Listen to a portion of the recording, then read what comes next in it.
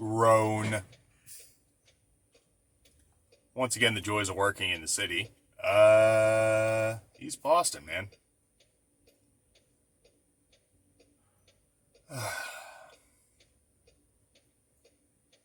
Not even enough room for me to get fully out of the lane of travel. Oh, here comes another truck behind me. I just had a truck and trailer get by me about a minute and a half ago, so he should be fine. Hopefully he turns. This is it, man. Oh.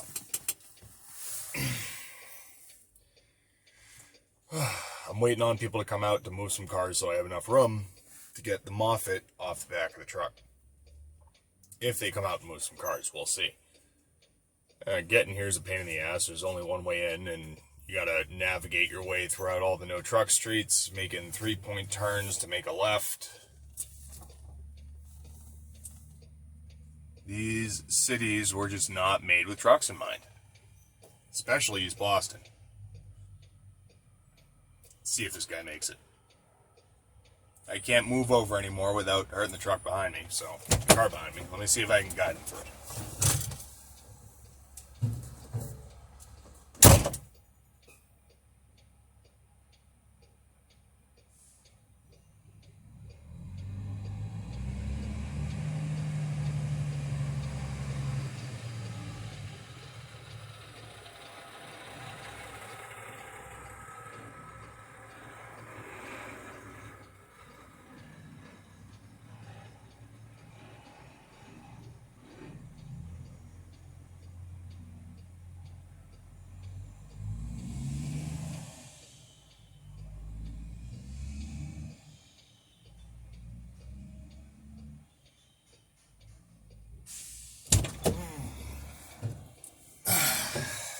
Yep.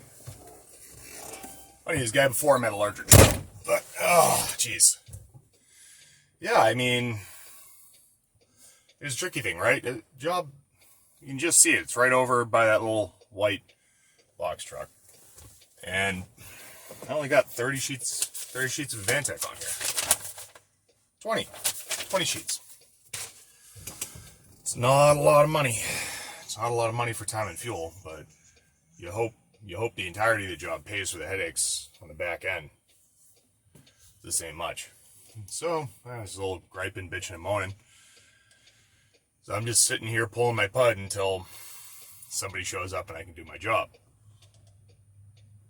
And, yeah. It's my third stop of the day and it's 12:30.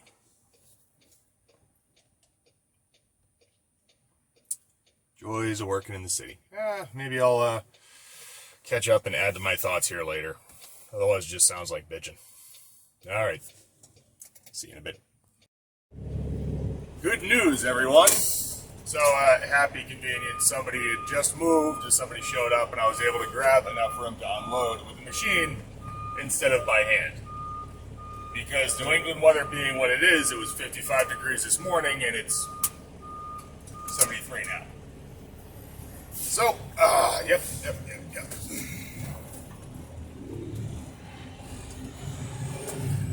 Yeah, East Boston, man, it's a ton of fun. Now, here's the funny thing. You can't see the GPS. But if I know East Boston like I think I know East Boston, I'm almost better off getting in the tunnel and just heading back towards 93 to get out of here instead of heading straight north. Because the thing about no truck streets is it's kind of a suggestion, right? It's partially like, hey, this ain't a great place for trucks. You probably shouldn't bring your trucks here. It's partially like, depending on where you're at, it's a bunch of people that don't like loud noises. Okay, I get that. But East Boston, man, you're rolling the dice. You're rolling the dice whenever you try and leave this place because depending on which way you go, you can get stuck. I almost got stuck coming in by a guy that was double parked. We'll see what happens coming out. And this is the state of building in the greater metropolitan Boston area. Oh, here we go, green light. Hell yeah.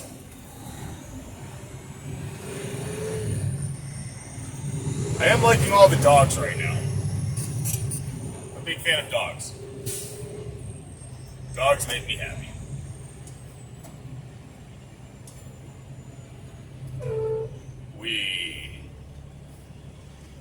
So yeah, we're gonna make a left here. We're gonna go through the summer tunnel, and it's just the easiest way out of here. And the funny thing is, coming in, I was supposed to do this stop first. I had another stop in Roxbury, Jamaica Plain area, and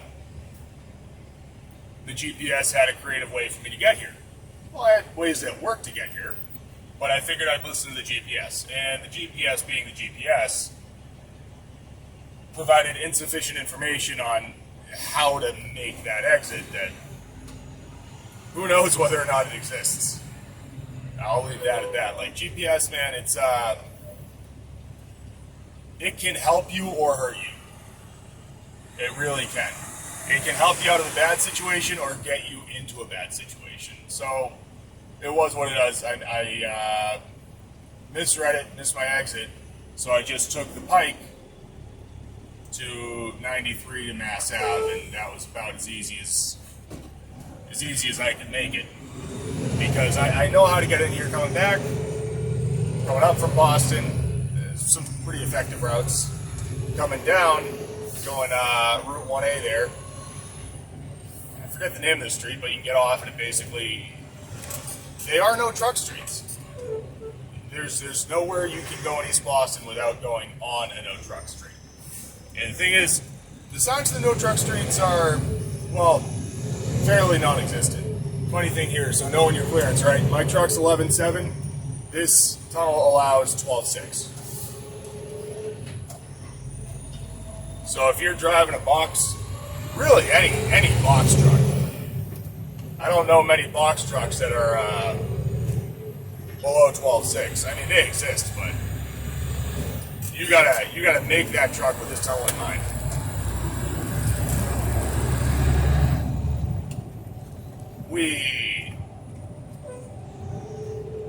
Yeah, I remember when this tunnel first opened. My grandfather was driving me through Boston, and he's like, "Hey, look, there's a new tunnel. Let's go through it." Because that's what his thing was. He was an old timer. He liked to drive around, and he had when this tunnel first opened, it was only open to commercial motor vehicles, which kind of seems oxymoronic because, right, with a 12.6 clearance, who can go through it? Okay, like some one-ton dump trucks, not any van loads, that's for sure. But yeah, it's just, call this a follow-up to the joys of working in Boston, the joys of working in East Boston. Yeah, GPS, it really can't help you in the city. It can help you, but what you have to do is you have to actually read the signs on the road to get an idea where you're going and make sure you don't wind up in the wrong lane and get stuckified going like 14 miles out of your way to turn around. Does that all cost time and money? Yep. Now you see Sturo Drive there. Talk about being in the wrong lane. Oh, that's so bumpy. Fix the roads. If you wound up in Sturo Drive, you're gonna have a bad day. Sturo Drive is no bueno for trucks. It's a way to get a really big ticket or do serious damage to your vehicle and look like the biggest fool.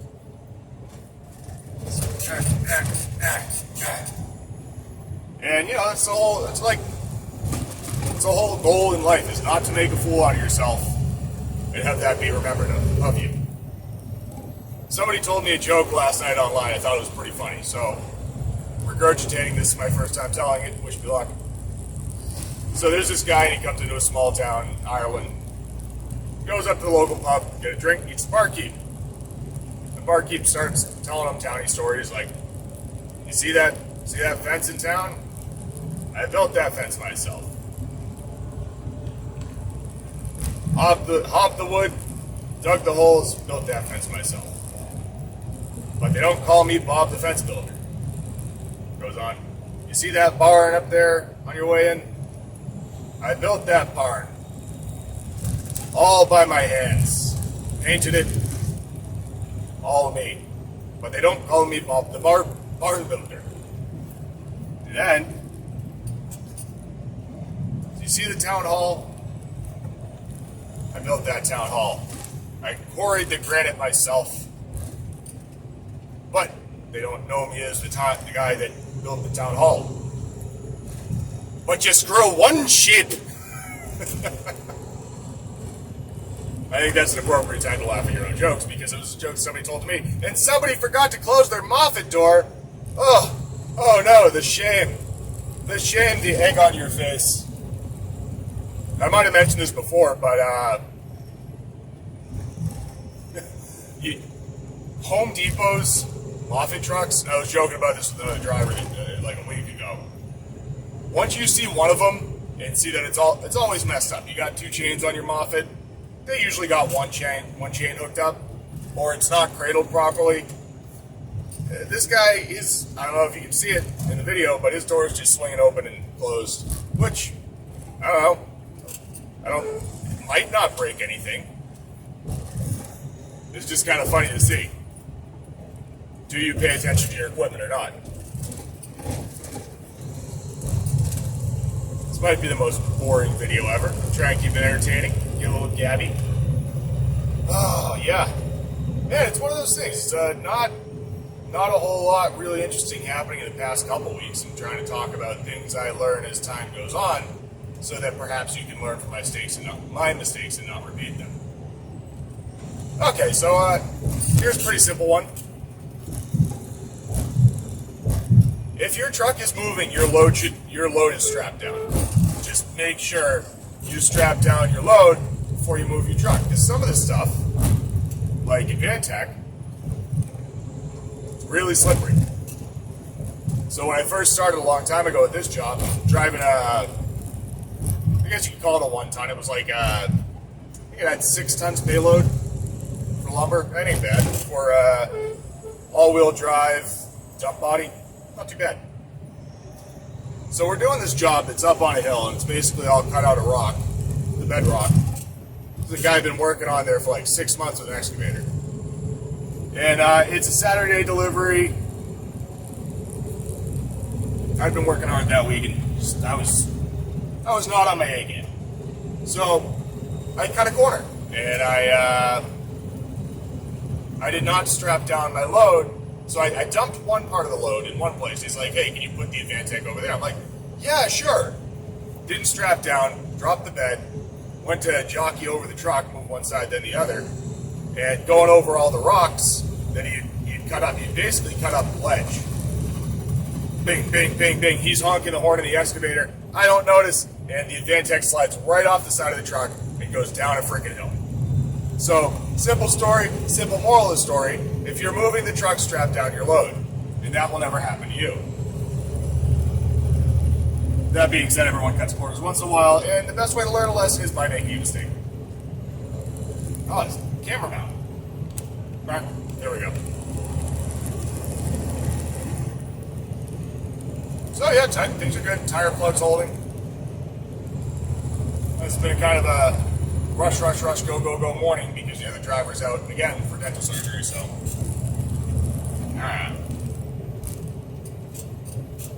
That's alright, we had a good night last night. Got a big freaking house frame off in Marblehead. So yeah, I feel like I'm maybe a little boring right now, so hopefully you enjoyed the dramatic scenery coming out of East Boston, and I'll clam up. Hope you liked the short video. Not much to this one. A little vapid, I would say. I'll try and think of something good to talk about. I thought I had something on my mind last night, but it went away. So, thanks for watching. Have a good one. Hope all is well. Later.